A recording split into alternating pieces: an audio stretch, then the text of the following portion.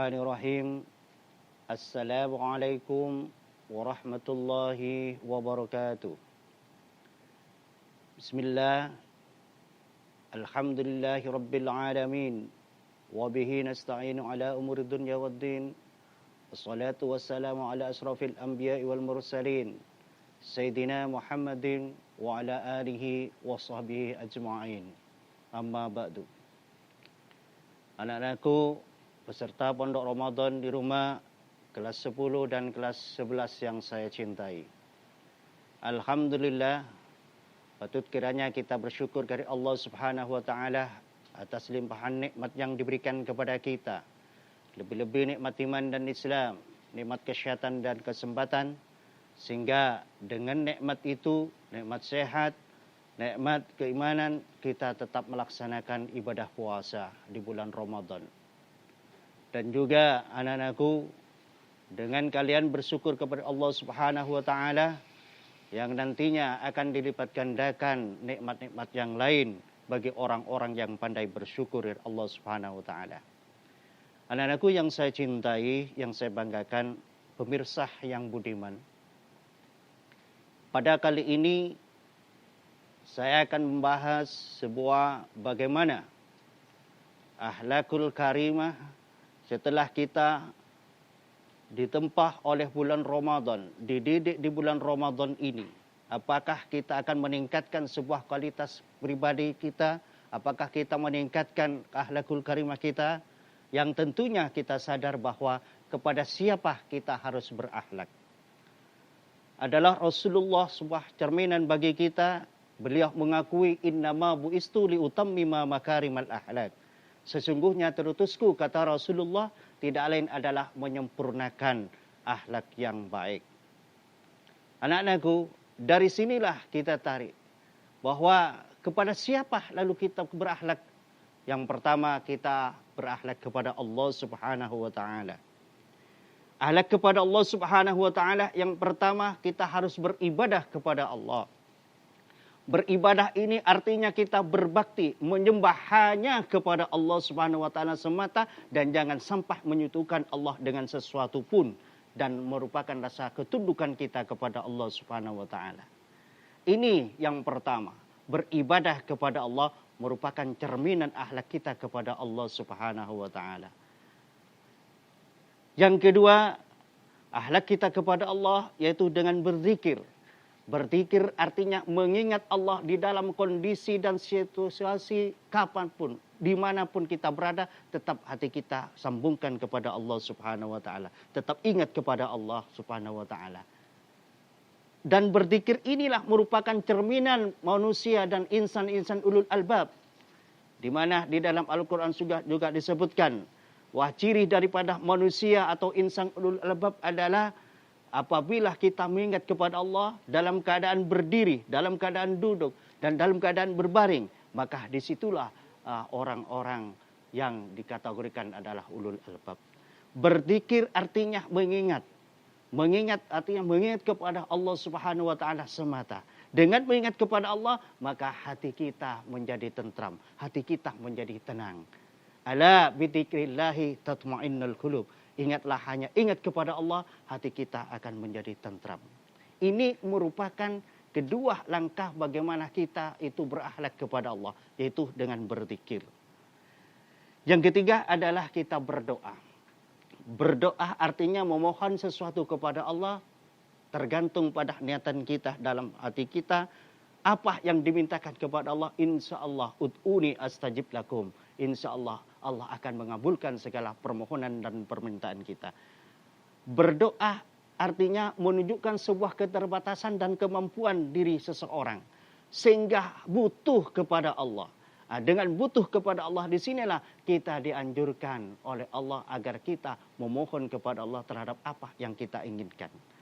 Orang yang tidak pernah melaksanakan berdoa, dianggapnya bahwa orang itu adalah sombong di mata Allah Subhanahu wa taala dan tidak mengakui keterbatasan dirinya. Nah, inilah oleh Allah Subhanahu wa taala dikategorikan termasuk orang-orang yang tidak pernah bersyukur kepada Allah, tidak pernah mengakui keterbatasan dirinya sehingga merasa dirinya congkak, sombong dan seolah-olah dia mampu dengan sendirinya. Di balik itu sementara bahwa kekuatannya adalah semata-mata adalah kekuatan dari Allah Subhanahu wa taala. Inilah perlunya kita berdoa kepada Allah sehingga doa itu bisa menunjukkan sebuah kekuatan yang bisa menembus kekuatan akal dari manusia. Berdoa merupakan bisa menepis dari segala kekurangan yang ada pada diri kita. Termasuk juga berdoa adalah mukhul ibadah. Puncaknya daripada induk daripada sebuah ibadah adalah doa. Terus yang keempat, akhlak kita kepada Allah Subhanahu wa taala dengan kita tawakal. Artinya menyerahkan diri sepenuhnya setelah kita melakukan sebuah pekerjaan, langsung kita menunggu hasilnya, kita pasrahkan kepada Allah Subhanahu wa taala. Anak-anakku yang saya cintai, yang saya banggakan, artinya tawakal dilakukan setelah kita berbuat sesuatu. Jangan tawakal dulu baru kita berbuat sesuatu. Contoh satu misal seperti ini. Kalian punya sandal baru, ya, contohnya karfil, langsung lantas kalian tuh diletakkan begitu saja di halaman masjid. Begitu pulang dari masjid, maka sandalnya habis begitu saja. Artinya kita tidak berusaha dulu. Yang baik bagaimana usaha dulu dengan menaruhnya di sebuah tempat yang sudah disediakan. Setelah itu kita pasrahkan kepada Allah Subhanahu wa taala. Jangan pasrah dulu baru kita langsung melakukan sesuatu. Maka kita harus lakukan dulu, berusaha dulu semaksimal mungkin, hasilnya tinggal menunggu bagaimana keputusan Allah Subhanahu wa taala. Inilah merupakan bentuk penyerahan diri kepada kita, yaitu kepada Allah Subhanahu wa taala. Penyerahan diri kita kepada Allah Subhanahu wa taala inilah merupakan akhlak kita kepada Allah. Yang nomor 4 yaitu kita harus bertawakal kepada Allah Subhanahu wa taala. Terus selanjutnya yang kelima adalah salah satu bentuk akhlak kita kepada Allah adalah sifat tawadhu. Tawadhu adalah merupakan lawan daripada sifat sombong.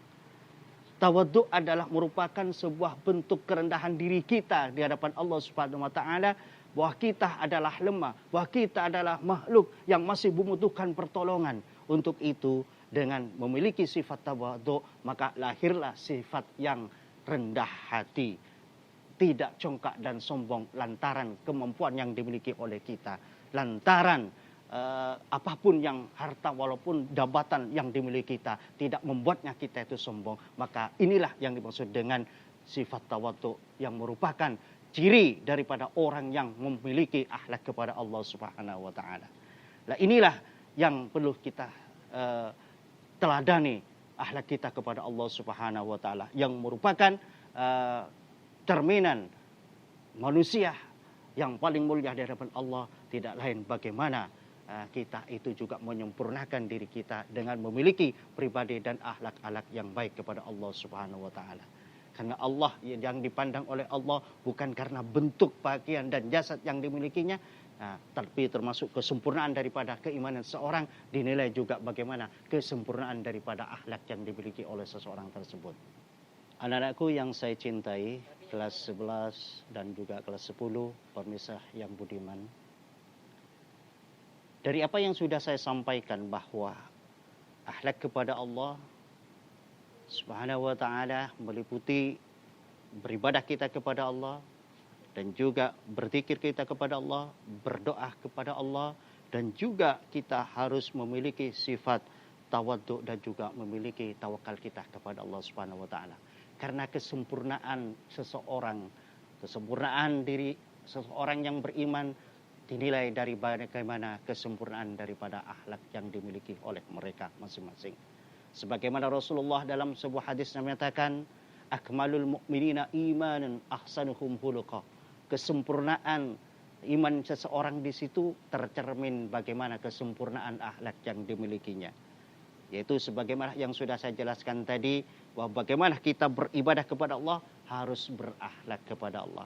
Jangan menggunakan kita baju sembarangan. Itu bagus memang, ibadah memang, tapi juga nilai akhlak itu akan berkurang di mata Allah Subhanahu wa taala. Masa kalau kita beribadah pakai kaos oblong, di belakang masih ada tulisannya lagi, jangan lihat-lihat lo. Ini kan kurang pantas di mata Allah. Ya, betul menunjukkan rasa patuhnya kepada Allah beribadah, tapi akhlaknya masih perlu ada kesempurnaan. Terus juga kita berzikir mengingat Allah. Dengan berzikir mengingat Allah, tentunya hati kita akan menjadi tenang. Hati kita menjadi tentram. Sebagaimana ala bi dzikrillahi tatma'innul qulub. Ingatlah, hanya dengan mengingat Allah, hati kita menjadi tenang, hati kita menjadi tentram. Dan juga kita berdoa kepada Allah merupakan cerminan seseorang yang memiliki keterbatasan pada dirinya sehingga masih butuh Allah kapan dan di mana saja dia berada. Dan juga bertawakal merupakan bentuk penyerahan diri kepada Allah yang semata-mata apa yang kita usahakan hanya menunggu hasil dari Allah Subhanahu wa taala. Terus yang terakhir adalah tawadhu, merupakan sifat dan sikap akhlak seseorang dengan merendahkan diri dan tidak sombong dan congkak. Ya, menunjukkan kelemahan dan keterbatasan diri. Hanya Allah lah yang maha besar, hanya Allah lah yang maha kuasa. Inilah anak-anakku kesimpulan daripada apa yang saya terangkan terkait dengan bagaimana kita itu harus berakhlak kepada Allah Subhanahu wa taala. Mudah-mudahan apa yang saya sampaikan di sini untuk pertemuan pertama akan memberikan manfaat kepada kita bersama, lebih-lebih menjadi tambahan ilmu yang bermanfaat kepada kalian, menjadikan ilmu yang berguna kepada kalian. Sebelum diakhiri saya sampaikan waqad yurjadi jahi syafi burun wala burun lima jarahal lisan. Kalaulah pedang lukai tubuh masih ada harapan sembuh, tapi kalau sudah lisan ini lukai hati, kemana obat hendak dicari. Untuk itu kami selaku memberikan tausiah kepada kalian manakala ada terhadap kekhilafan dan kesalahan dalam apa yang saya terangkan, saya mohon maaf yang sebesar-besarnya. Dengan diri wallahul muwaffiq ila aqwamit thoriq. Assalamualaikum warahmatullahi wabarakatuh.